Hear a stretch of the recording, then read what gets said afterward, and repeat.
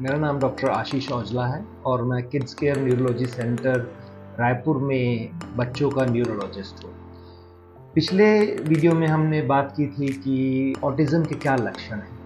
आज हम बात करेंगे कि अगर आपके बच्चे में ऑटिज़म है तो आपको घर में क्या करना चाहिए इन बच्चों की मदद करने के लिए। तो सबसे पहले तो ज़रूरी है कि ऑटिज़म का जो इलाज है वो थेरेपी है, तो आप इन बच्चों की थेरेपी शुरू करें। लेकिन थेरेपी तो कुछ ही समय के लिए की जाती है, बच्चे अधिकतर समय आपके साथ आपके घर में रहते हैं, इसलिए बहुत ज़रूरी है कि आप ये जानें कि आप इन बच्चों के साथ घर में किस तरीके से रहें। यह बच्चों में बहुत एनर्जी होती है, बहुत ताकत होती है, तो ये बहुत ज़रूरी है कि हम इन बच्चों के साथ बहुत सारे इंटरैक्टिव गेम्स खेलें। आप इन बच्चों को पार्क लेके जाइए रोज़। ज़रूरी है कि वहाँ पे स्विंग जो होता है, जो झूले होते हैं उनमें झुलाइए। जब आप जो बच्चों को झूले में झुलाएंगे तो उनकी सेंसरी इशू कम होती है। कुछ बच्चों में चलने में प्रॉब्लम होती है, जो अपने पंजों के बल पे चलते हैं, उन बच्चों को आप घास पे चला सकते हैं या फिर पार्क में जो रेत होती है उसमें चला सकते हैं। ये बच्चों के साथ बहुत ज़रूरी है कि ये बच्चे दूसरे बच्चों के साथ खेलें, क्योंकि बच्चे जो होते हैं वह दूसरे बच्चों से सीखते हैं। इसलिए आप इन बच्चों को ऐसी जगह लेके जाइए जहाँ दूसरे बच्चे हैं। वह प्ले स्कूल हो सकता है, वह अपने आपके घर के आसपास कोई पार्क वगैरह हो सकता है जहाँ दूसरे बच्चे हों, आंगनबाड़ी हो सकती है। तो लेके जाइए और उनको एनकरेज कीजिए कि वह दूसरे बच्चों के साथ खेलें और उनके साथ चीज़ें शेयर करें। एक बहुत ज़रूरी चीज़ ये होती है कि यह बच्चों में स्क्रीन टाइम बहुत ज़्यादा हो सकता है, तो इसलिए आप अपने बच्चों को फ़ोन बिल्कुल ना दें।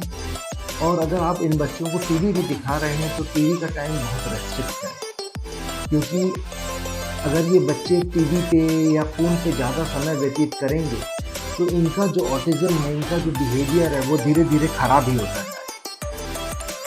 जब आप इन बच्चों के साथ कुछ भी खेलें घर में, तो यह बहुत ज़रूरी है कि वह इंटरैक्टिव गेम है। तो आप इन बच्चों के साथ कोई म्यूज़िकल इंस्ट्रूमेंट बजा सकते हैं, आप इन बच्चों के साथ पेंटिंग कर सकते हैं, तो ज़रूरी है कि आप भी इनके साथ पेंटिंग कीजिए। आप इनके साथ कोई बुक रीड कर सकते हैं, तो भले ही बच्चे को समझ में आ रहा है, नहीं आ रहा है, पर आप जब बच्चे के साथ कोई बुक को, कोई कहानी उसको सुनाएंगे तो बच्चे का इंटरेक्शन बढ़ेगा आपके साथ। इन बच्चों के लिए बहुत ज़रूरी है कि इनका रूटीन थोड़ा-सा सेट हो।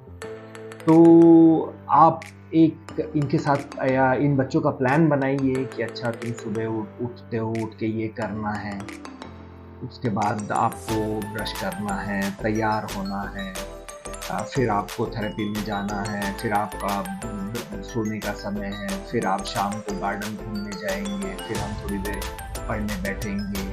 तो ये बच्चों का जो रूटीन अगर तय रहेगा तो ये बच्चे काफ़ी अच्छी तरीके से बिहेव करेंगे। अगर कैओटिक रहेगा, बच्चे को पता ही नहीं है क्या करना है, अचानक कुछ कर रहे हैं और या फिर थोड़े बच्चे के साथ अचानक से कोई नई चीज़ कर रहे हैं, तो बच्चा बहुत जल्दी एडजस्ट नहीं हो पाता। अगर ये बच्चे बहुत ज़िद्दी होते हैं, तो अगर ये बच्चा कोई बहुत चीज़ के लिए ज़िद कर रहा है, तो इन बच्चों के साथ बहुत ज़रूरी है कि हम फ़र्म रहें। आपको इनको मारना बिल्कुल नहीं है, डाँटना नहीं है, लेकिन सख्ती से कोई चीज़ को बताना है और वो बहुत छोटी एक लाइन में बताना है कि यह टूट जाएगा, इसको नहीं कीजिए। कुछ बच्चे बहुत ज़्यादा टेम्पर टेंट्रम करते हैं कि वह लेट जाएंगे, चीखना चिल्लाना शुरू कर देंगे, तो आप इनको समझाइए, लेकिन कभी-कभी बच्चों को टाइम आउट देना भी ज़रूरी है। बच्चा अगर टेम्पर टेंट्रम कर रहा है तो आप अब वहाँ से चले जाइए, थोड़ी देर उसको जिद करने दीजिए, रोने दीजिए। ये चीज़ का आपको ध्यान रखना है कि बच्चा अपने आप को नुकसान ना पहुँचाए। तो ऐसी जगह आस-पास अगर कोई ऐसी चीज़ है जिसमें बच्चा टकरा सकता है, तो उसको आप थोड़ा ठीक कर सकते हैं। इन बच्चों के साथ एक और प्रॉब्लम ये होती है कि इनकी स्लीप अच्छी नहीं होती, इनकी नींद अच्छी नहीं होती। तो ज़रूरी ये है कि हम इनकी रात का नींद का समय फिक्स करें।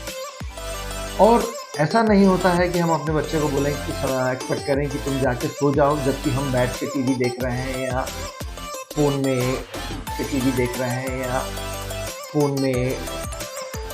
ज़रूरी ये है कि जब बच्चे का सोने का समय हो तो हम उसको उनके कमरे में लेके जाएं, बच्चे को लाइट ऑफ करें अगर आप बच्चे को सोने के पहले आप बच्चे को ब्रश कराइए, मुंह धुलाइए, उसके बाद बच्चे को आप स्टोरी सुना सकते हैं या लोरी गा के सुना सकते हैं, लेकिन उनका टाइम फिक्स होना चाहिए सोने का।